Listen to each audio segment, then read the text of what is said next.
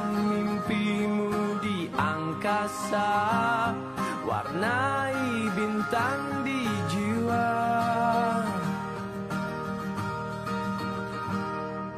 Menarilah dan terus tertawa. Tujuan saya kemari adalah saya mau minta izin Bapak, saya ada tugas untuk membuat aksi nyata di Guru Penggerak.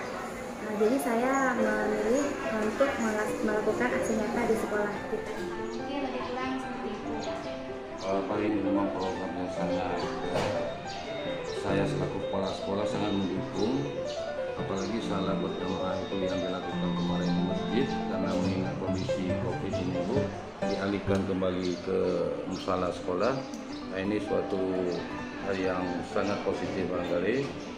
Kemudian harapan dari kami selaku kepala sekolah, dalam Ibu menerapkan budaya positif di sekolah ini, harapan kami bisa ditularkan Bu ya kepada pengajar-pengajar lain gitu, supaya berjalan dengan apa yang Ibu sampaikan. Mungkin ini Bu. Ya Pak, terima kasih atas masukan dasarnya. Mungkin demikian yang dapat saya sampaikan.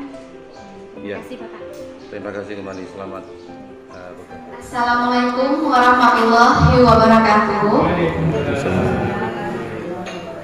Terima kasih ya Bapak Ibu guru hebat di sini telah bersedia hadir untuk dalam acara sosialisasi dan implementasi penerapan budaya positif pada siswa SMP Negeri 2 Kalisari ini.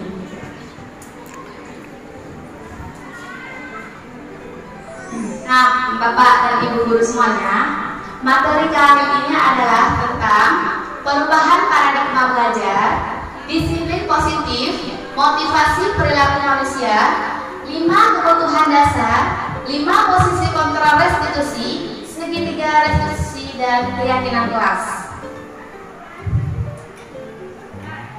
Nah, Bapak Ibu guru hebat, menjadi guru bukanlah pilihan, namun panggilan jiwa. Saatnya kita bergerak melakukan transformasi demi perubahan pendidikan yang lebih maju.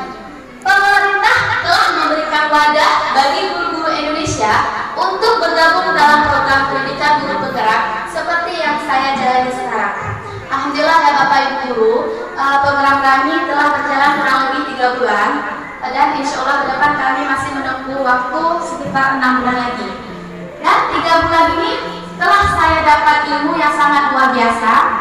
Kemudian, lalu apa yang didapat dari program guru penggerak ini? Yang pertama adalah selain dapat ilmu baru, teman baru, dan juga komunitas baru, kami juga telah memperoleh pengalaman-pengalaman baru dari seluruh guru di Aceh Barat khususnya. Nah, poin pertama yang akan saya bahas adalah perubahan paradigma belajar. Nah, bagaimana kita merubah paradigma belajar ini? Jadi, belajar itu tidak hanya terjadi di ruang kelas saja, dengan guru sebagai satu-satunya sumber belajar yang menjelaskan materi penjelasan kepada peserta didik. Kemudian, peserta didik ini belajar secara aktif. Pembelajaran aktif mencari, memilih, menemukan, menganalisis, menyimpulkan, dan mengkomunikasikan. Sumber belajar juga beraneka ragam dan sesuai. Nah, di sini peran kita adalah guru itu hanya fasilitatornya saja. Nah, di kelas ini kita hanya fasilitator dan murid sendiri yang mencari tahu. Begitu. Selanjutnya, nah, poin yang kedua yang saya bahas adalah motivasi perilaku manusia. Di sini ada terdapat 3, yaitu, nah, setiap kita mau melakukan sesuatu itu pasti kita memikirkan 3 hal ini, yaitu untuk apa dulu nih? Apa untuk menghindari ketidaknyamanan atau hukuman? Atau untuk mendapatkan imbalan atau penghargaan dari orang lain? Atau menjadi orang yang mereka inginkan dan menghargai diri sendiri dengan nilai-nilai yang mereka percaya? Maksudnya begini Bapak Ibu, misalnya siswa mereka datang ke sekolah tepat waktu. Nah, dari hati siswa itu apa? Nomor 1, nomor 2, atau nomor 3? Kalau dia datang ke sekolah itu dengan niat untuk menghindari ketidaknyamanan atau hukuman dari kita, itu salah besar ya Bapak Ibu. Kemudian kalau dia datang ke sekolah tepat waktu, kalau cuma untuk mendapatkan imbalan atau penghargaan dari orang lain, atau misalnya dia ingin dapat nilai banyak, atau dapat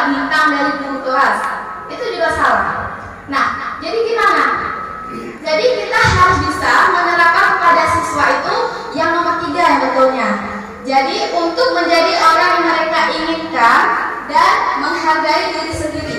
Maksudnya dia itu harus ada niat datang ke sekolah itu harus emang sadar tanggung jawab dan tugas dia seperti itu. Nah itu misalnya kalau kita bicarakan tentang siswa. Bagaimana dengan kita sehari-hari misalnya kita mau pergi ke kota. Misalnya kita mengendarai sebuah medani. Kemudian kan kita pasti memakai helm. Nah, sebagian orang pasti menggunakan helm itu hanya untuk menghindari polisi pastinya, ya kan Bu? Nah, polisi atau kena tilang. Nah, itu salah besar ya Bapak Ibu. Nah, itu contoh mudahnya kita harus bisa niatkan kita itu menggunakan helm itu harus kesadaran sendiri karena itu adalah tugas kita supaya kita terhindar dari malapetaka atau bahaya. Seperti itu contohnya. Kemudian, nah, selanjutnya materi yang akan saya bahas adalah 5 kebutuhan dasar manusia. Jadi seluruh tindakan manusia itu memiliki tujuan tertentu ya. Semua yang kita lakukan adalah usaha terbaik kita untuk mendapatkan apa yang kita inginkan. Ketika kita mendapatkan apa yang kita inginkan, sebetulnya saat itu kita sedang memenuhi satu atau lebih dari satu kebutuhan dasar kita. Nah, ada 5 kebutuhan dasar. Maksudnya begini Bapak dan Ibu. Misalnya kalau ketika kita menjumpai anak baru kita di kelas yang bermasalah, pasti mereka membutuhkan 5 kebutuhan di hati dia. Misalnya apa? Apakah dia memerlukan kebutuhan keberkahan hidup, atau dia tuh butuh cinta dan kasih sayang, atau bisa jadi dia perlu kebebasan dan kesenangan dan yang terakhir kepuasan. Jadi kita tidak harus langsung menghukum ketika anak-anak itu di kelas ataupun di mana di ruang sekolah ini mereka melakukan kesalahan. Kita harus gali dulu dia tuh butuh apa. Misalnya gini, ketika jam pelajaran pagi dimulai nih, ada anak yang sedang makan. Nah, setelah makan itu kita jangan langsung memarahi dia, tapi kita tanya dulu baik-baik. Nanti tanya, kenapa makan di kelas? Tadi kan pasti alasannya lapar Bu. Nah itu kan berarti dia butuh kebutuhan untuk bertahan hidup. Misalnya lagi ada kemarin kasus ya, ada anak yang mencuri handphone milik kawannya. Nah di situ kan kita interogasi, kenapa sampai mencuri HP. Setelah dipertanyakan, ternyata dia menjawab dia mencuri HP untuk dijual dan untuk memenuhi kebutuhan hidupnya. Berarti kan di sini kita dapat, oh berarti si anak ini butuh kebutuhan untuk bertahan hidup. Nah itu contohnya. Kemudian kalau contoh yang cinta dan kasih sayang bagaimana?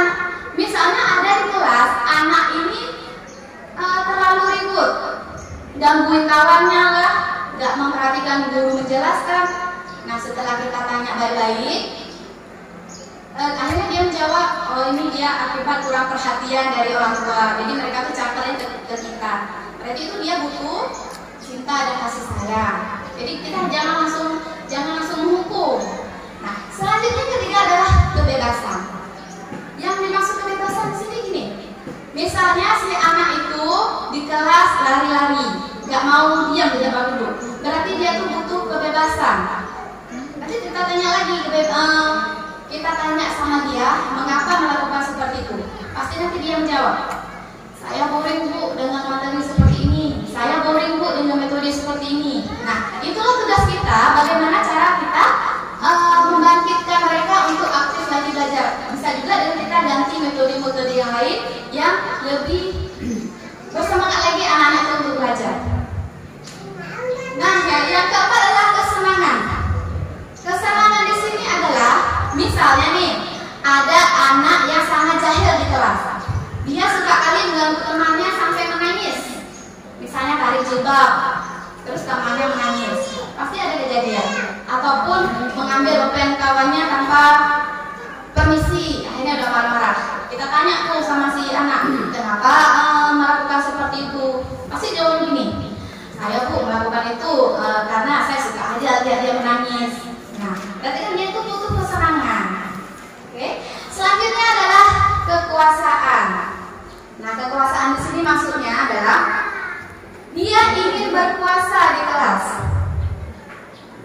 kita harus dalami dulu apa keinginan dia, jangan langsung menghukum poinnya yang ingin saya sampaikan. Selanjutnya adalah 5 posisi kontrol. 5 posisi kontrol manusia di sini adalah, tadi kan kita sudah menemui beberapa kasus kendala anak di kelas. Nah, cara kita menyelesaikan masalahnya itu bagaimana? Menggunakan 5 cara, yaitu dengan menghukum pembuat orang merasa bersalah, teman, monitor, atau manajer. Maksudnya di sini adalah ini 5 cara kita menyelesaikan masalah. Kalau penghukum pasti begini. Kalau guru itu menyelesaikan masalah dengan cara penghukum, seorang penghukum bisa menggunakan hukuman fisik maupun verbal. Orang yang menjalankan posisi penghukum senantiasa mengatakan bahwa sekolah memerlukan sistem atau alat yang lebih menekankan murid-murid lebih dalam lagi. Guru-guru yang menerapkan posisi penghukum akan berkata begini. Ini kalau guru itu si penghukum ya, pasti berkata begini. Patuhi aturan saya, atau awas, kamu selalu saja salah. Gimana coba kalau orang tua kamu tahu kamu berbuat begitu?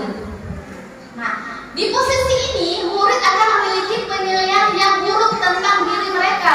Murid merasa tidak berharga dan telah mengecewakan orang-orang yang disayanginya. Nah, maksudnya kata-kata ini boleh kita rem sedikit ya, karena itu bisa mematahkan harga diri seorang anak itu. Nah, kalau gurunya sebagai pembuat orang merasa bersalah, begini. Pada posisi ini biasanya guru akan bersuara lebih lembut. Membuat orang itu merasa bersalah akan menggunakan keheningan yang membuat orang lain merasa tidak nyaman atau bersalah atau rendah diri. Kata-kata yang keluar lembut akan seperti ini. Maksudnya kalau ada anak yang bersalah, guru dengan lembutnya akan berkata seperti ini. Ibu sangat kecewa sekali dengan kamu. Berapa kali sih Bapak harus memberitahu kamu ya? Gimana coba kalau orang tua kamu tahu kamu udah berbuat begini?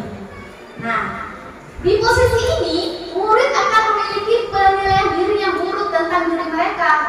Murid itu terasa tidak berharga dan telah mengecewakan orang-orang yang disayanginya. Walaupun nada kita itu lembut, itu bisa mendorong mereka. Kemudian, nah, kalau posisi guru sebagai teman, guru pada posisi ini tidak akan menyakiti murid, namun akan tetap berupaya mengontrol murid melalui persuasi. Posisi teman pada guru bisa negatif ataupun positif. Positif di sini berupa hubungan yang baik terjalin antara guru dan murid. Guru di posisi teman menggunakan hubungan baik dan humor untuk mempengaruhi seseorang. Nah, kalau guru menganggap dia sebagai teman kepada muridnya, kalau murid itu dianggap teman oleh guru, guru yang berkata begini, ayo bantulah demi bapak ya, atau ayo bantulah demi ibu, ayo ingat tidak bantuan bapak selama ini. Ya sudah, kali ini tidak apa-apa, nanti ibu bantu bereskan. Itu pasti ada nih 1-2 guru di sini yang berkata begitu kepada murid karena teman ya.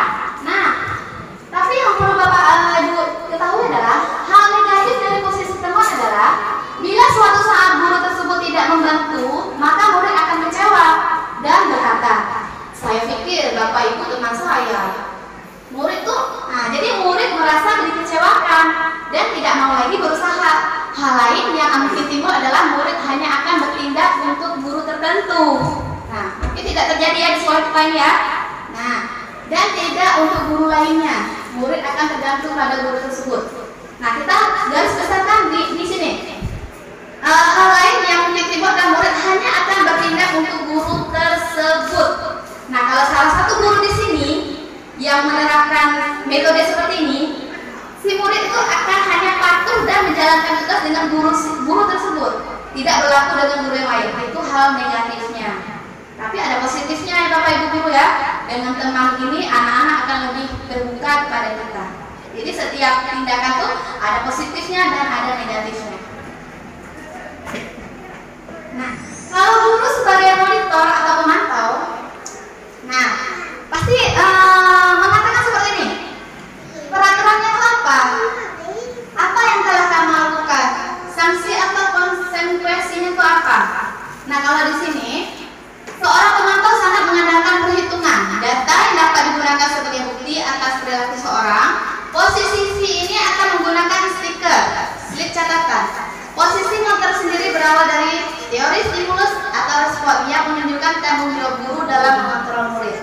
Ini sebenarnya juga kurang tepat ya Bapak Ibu Guru ya, kalau kita menyelesaikan masalah terhadap anak murid. Jadi kita hanya terfokus kepada satu hal itu. Misalnya kita memberikan tugas kepada anak. Setelah batas waktu yang kita berikan, kamu misal gini, kamu harus menyelesaikan PR ini, Ibu kasih waktu 2 hari. Nah, setelah 2 hari itu berlalu, kemudian ditanya nih, mana tugasnya belum juga dikerjakan. Jadi hanya memantau itu aja itu kurang efektif. Jadi bisa menggunakan metode lain. Nah, ini dia manajer. Ini adalah posisi yang baik dan tepat kita gunakan untuk menyelesaikan masalah yang ada pada anak. Manajer. Posisi terakhir, manajer adalah posisi mental di mana guru berbuat sesuatu bersama dengan murid, mempersilahkan murid mempertanggungjawabkan perilakunya, mendukung murid agar dapat menemukan solusi atas permasalahannya sendiri. Nah, masih manajer begini, kita ketika ada kasus anak misalnya, kita dapat menyelesaikan masalah itu bersama-sama dengan murid tanpa ada yang dirugikan. Nah, restitusi adalah materi selanjutnya. Sebagai guru, ketika murid Anda melakukan kesalahan, tindakan mana yang Anda lakukan? Pertama, Anda menunjukkan kesalahannya dan memintanya melihat kesalahannya baik-baik. Anda mengatakan, kamu seharusnya tahu bagaimana kamu seharusnya bertindak. Anda mengingatkan murid Anda akan kesalahannya yang sama di waktu sebelumnya. Nah, kalau kita melakukan tindakan ini, mungkin kita membuat murid merasa menjadi anak yang gagal. Kalau kita sampai mengeluarkan kata seperti itu. Nah, jadi bagaimana nih? Restitusi sebuah cara menanamkan disiplin positif pada murid. Baik, Bapak Ibu semuanya. Nah, dari tadi kan kita sudah membicarakan masalah terhadap siswa kita nih. Nah, di sini adalah ada segitiga restitusi namanya. Di sini adalah ada beberapa perkataan yang baik kita gunakan untuk menyelesaikan masalah itu.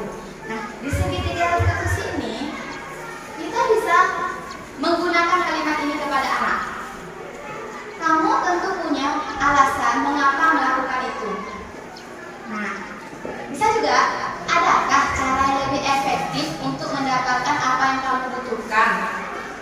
Atau nilai-nilai apa yang telah kita sepakati?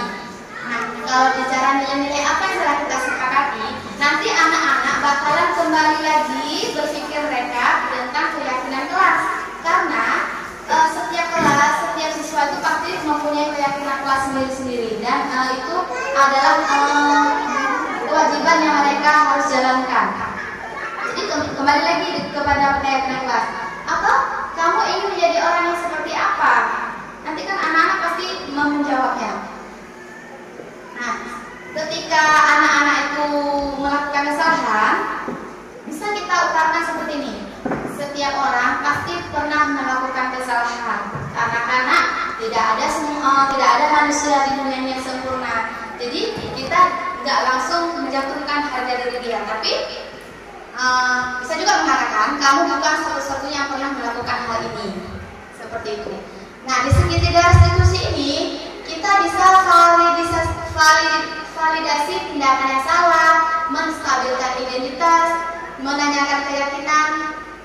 Itulah cara menyelesaikan suatu masalah kepada peserta didik khususnya. Nah, ini poin penting yang harus kita terapkan di setiap kelas, yaitu keyakinan kelas.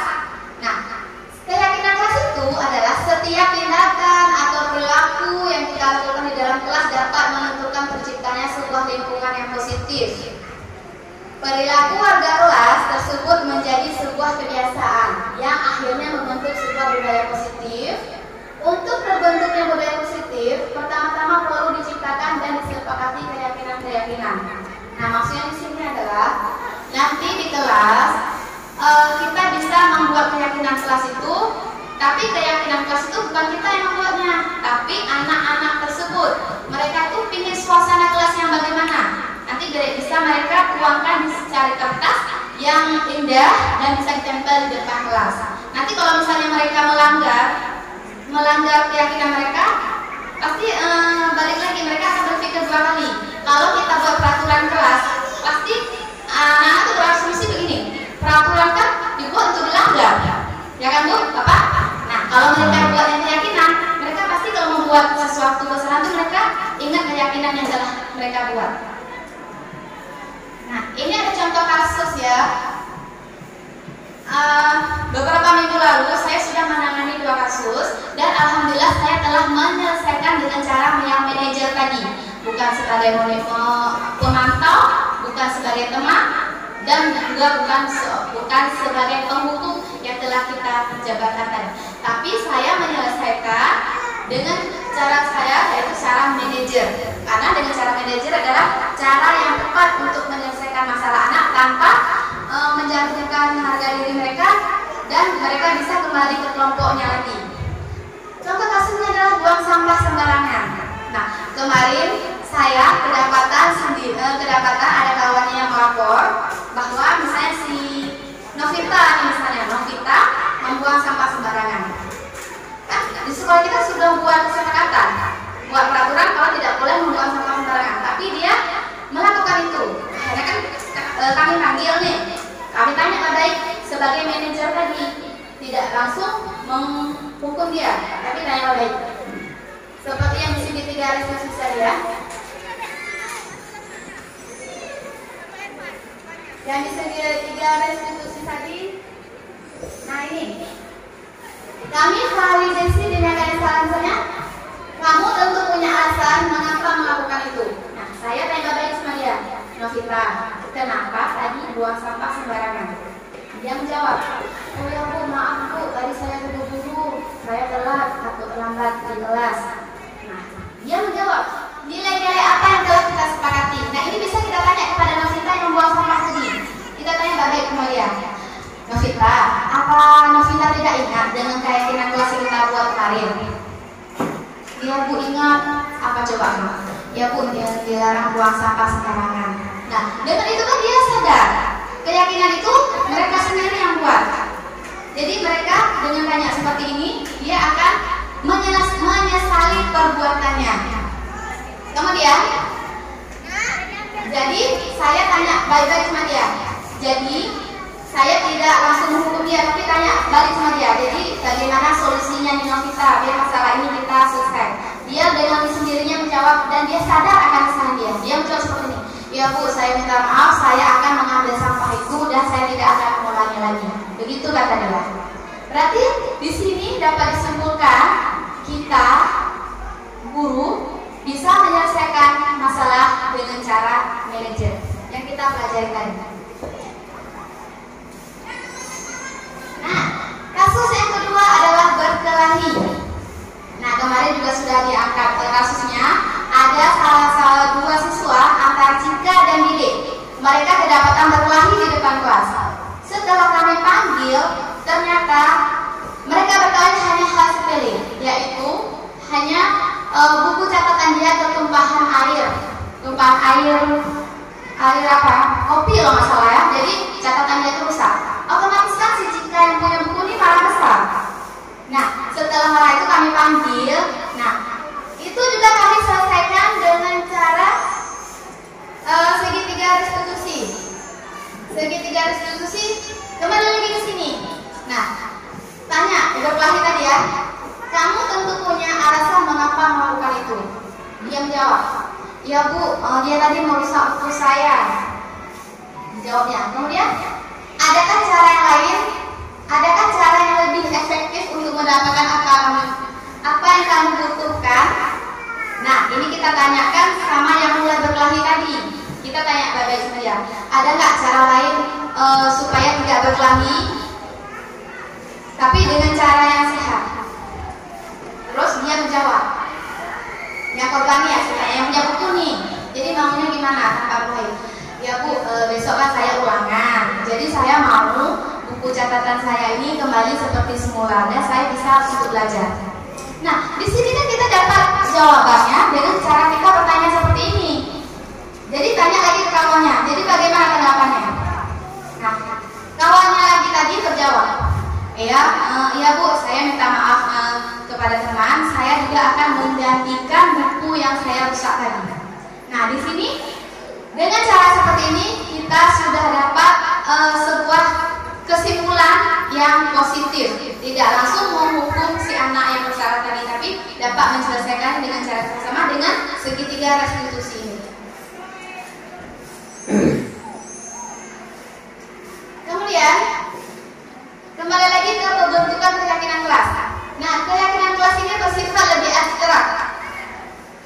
Keyakinan kelas berupa pernyataan-pernyataan universal, yaitu tadi ya Bapak dan Ibu Guru. Pokoknya intinya keyakinan kelas ini kita buat bersama, tapi harus dari ide anak-anak ingin suasana kelas yang bagaimana. Nah, Bapak dan Ibu Guru, hebat semuanya. Mungkin ini sedikit pemaparan dari saya tentang budaya positif di sekolah. Ini ada sedikit video kegiatan-kegiatan yang telah saya lakukan beberapa bulan ini.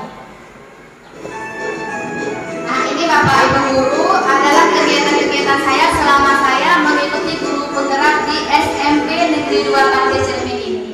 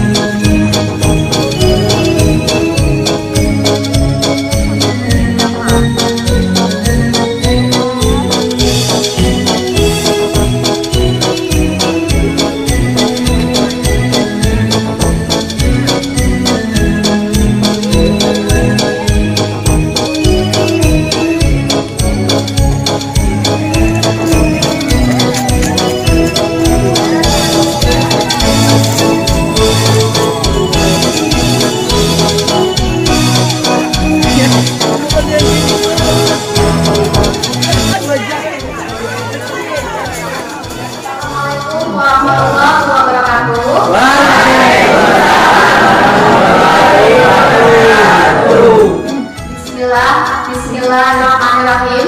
Wassalatu wassalamu ala asyrofil anbiya'i wal mursalin wa ala alihi wa sahbihi ajmain.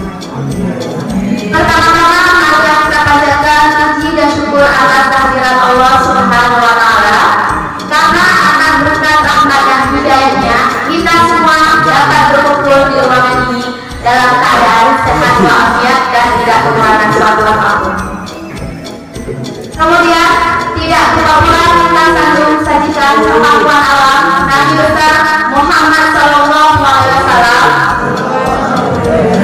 beserta keluarganya, sahabatnya, dan para pengikutnya yang mana telah membawa kita dari alam kebodohan ke alam ilmu penuh pengetahuan seperti kita rasakan saat ini. Yang saya hormati Bapak Kepala Sekolah SMP Negeri 2 Pantai Cermin, yang saya hormati Ibu Wakil Kepala Sekolah juga Bapak Ibu 9 dan Mas 8. Pada kesempatan kali ini, Ibu hanya menyampaikan sepatah dua kata mengenai budaya positif membentuk karakter di sekolah kita yang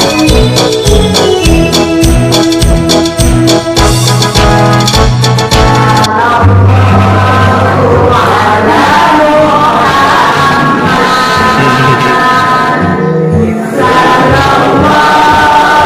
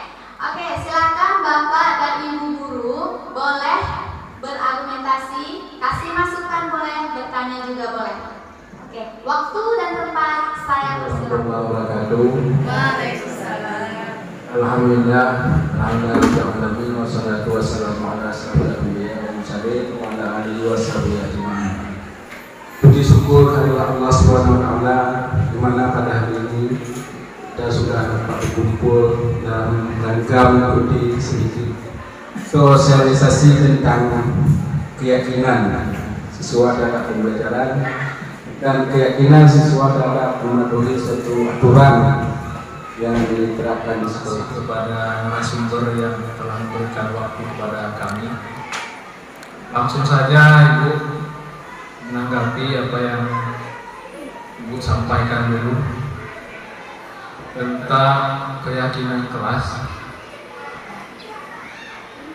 Keyakinan kelas ini mungkin namanya aja yang baru gitu ya, tapi sebenarnya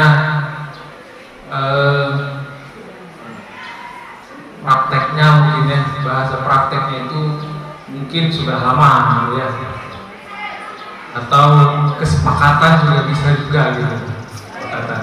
Jadi terus terang ya mungkin ini hal baru juga buat saya, dan sebelumnya atau sesudahnya saya mengucapkan terima kasih atas sharing-sharing informasi yang didapatkan dari guru penggerak ini ya. Kemudian menanggapi pertanyaan dari Bapak Syafi'i tentang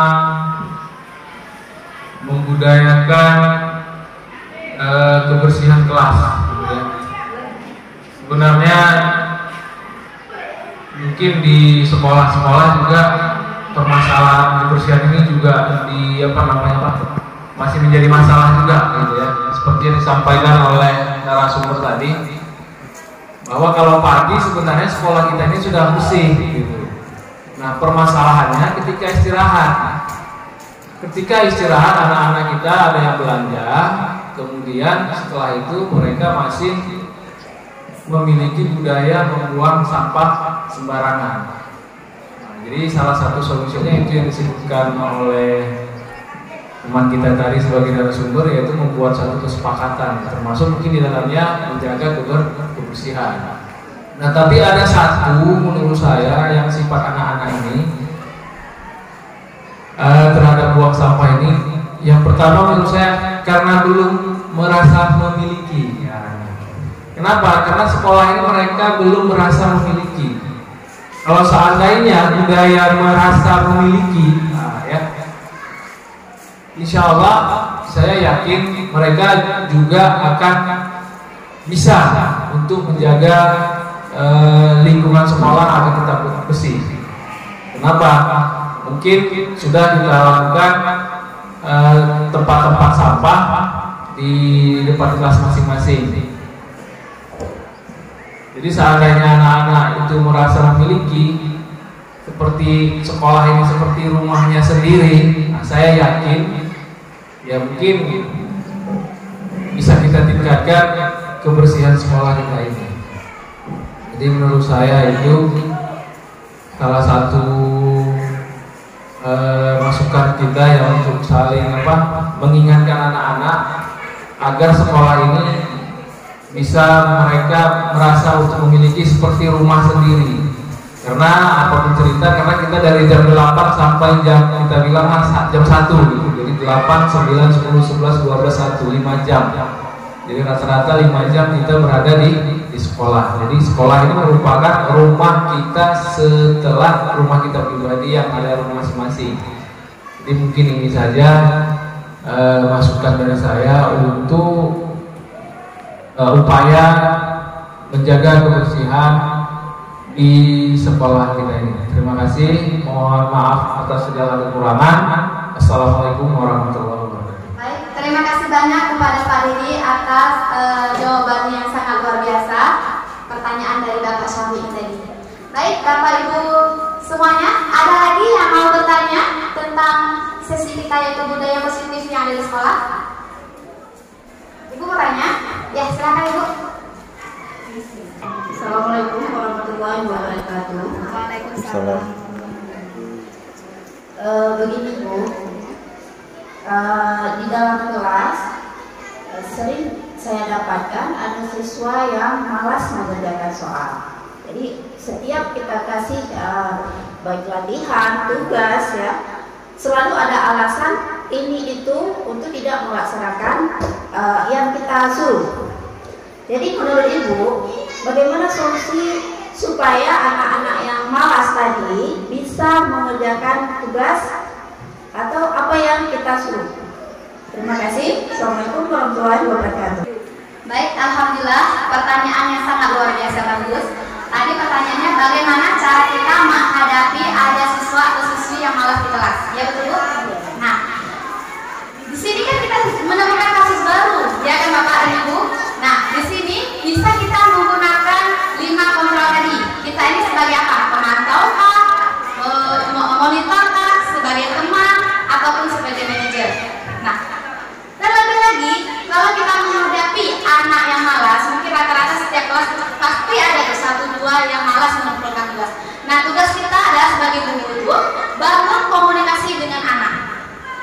bangun komunikasi dengan anak supaya mereka itu lebih terbuka lagi.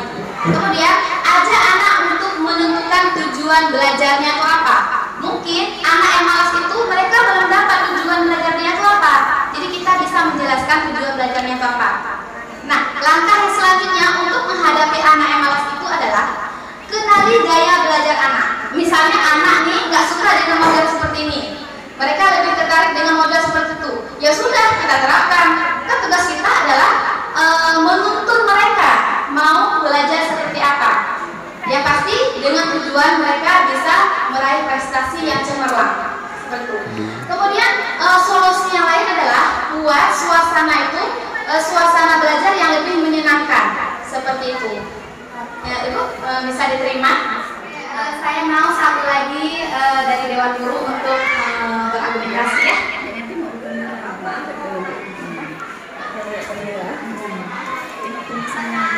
Baik, terima kasih teman-teman kami dari Guru Penggerak SMP Negeri Bupati Cermen. Luar biasa sekali pemaparan materi hari ini, sehingga kami dapat masukan-masukan bagaimana pembelajaran yang baik di kelas, bagaimana menerapkan disiplin di kelas, dan bagaimana cara menata kelas yang baik. Sebelum memulai pembelajaran, tentu dibuat dulu perjanjian dengan siswa. Sekarang istilahnya budaya positif, gitu ya. Terima kasih untuk Ibu Mariana ilmunya hari ini. Mudah-mudahan ini bukan yang pertama dan terakhir. Selanjutnya kami sangat mengharapkan ada lagi acara-acara sosialisasi ya, tapi semoga acara sosialisasi ini nanti tidak berakhir di sini. Ibu Mariana bisa memberikan kami implementasi cara melaksanakan budaya positif ini, sehingga kami juga bisa mengikuti jejak Ibu Mariana. Demikian, terima kasih. Wassalamualaikum warahmatullahi wabarakatuh. Terima kasih saran dan masukan dari Ibu Dewi Afridawati selaku Wakil SMP Negeri 2 Kades ini. Baik, Bapak Ibu guru semuanya, berakhir sesi pertanyaan, berakhir pula acara kita pada siang yang cerah ini. Saya sangat berterima kasih atas waktu dan kerjasamanya Bapak Guru hebat semuanya. Kemudian saya akhiri. Wassalamualaikum warahmatullahi wabarakatuh. Waalaikumsalam warahmatullahi wabarakatuh. Saya Ibu Dewi Afridawati. Budaya positif yang telah dilakukan Ibu Mariana menginspirasi saya juga untuk menerapkan di dalam kelas. Budaya positif yang disampaikan Ibu Mariana menjadikan saya lebih bersemangat untuk mengimplementasikan budaya positif. Sukses selalu untuk Ibu Mariana dalam mengikuti pelatihan guru penggerak. Wassalamualaikum warahmatullahi wabarakatuh. Assalamualaikum warahmatullahi wabarakatuh. Perkenalkan, nama saya Cika Masari, kelas 8B. Setelah membuat kesepakatan kelas bersama Ibu Ana, saya lebih bersemangat dan konsisten dalam menjalani keyakinan kelas. Dan bersama Ibu Ana, saya lebih mengenali nilai-nilai positif yang ada dalam diri. Terima kasih Bu Ana, semangat terus menuntun kami dalam dunia pendidikan. Assalamualaikum warahmatullahi wabarakatuh. Saya Rian Setiawan dari kelas 9B. Miss Ana yang saya kenal ialah seorang guru yang sangat ramah, lembut, dan kreatif dalam mengajar kami di kelas. Kami sangat senang belajar bahasa Inggris karena di dalam kelas, Miss Ana menggunakan media seperti infocus dan loudspeaker. Dengan menggunakan media tersebut, kami jadi mudah paham dan mengerti apa yang diajarkan oleh Miss Ana. Kadang-kala Miss Ana juga membawa kami belajar di bawah pohon sawit, agar kami tidak bosan belajar di kelas selalu. Selama ini saya perhatikan Miss Ana lebih kreatif dan aktif. Kami juga merasa merdeka belajar di dalam kelas. Demikian, wassalamualaikum warahmatullahi wabarakatuh.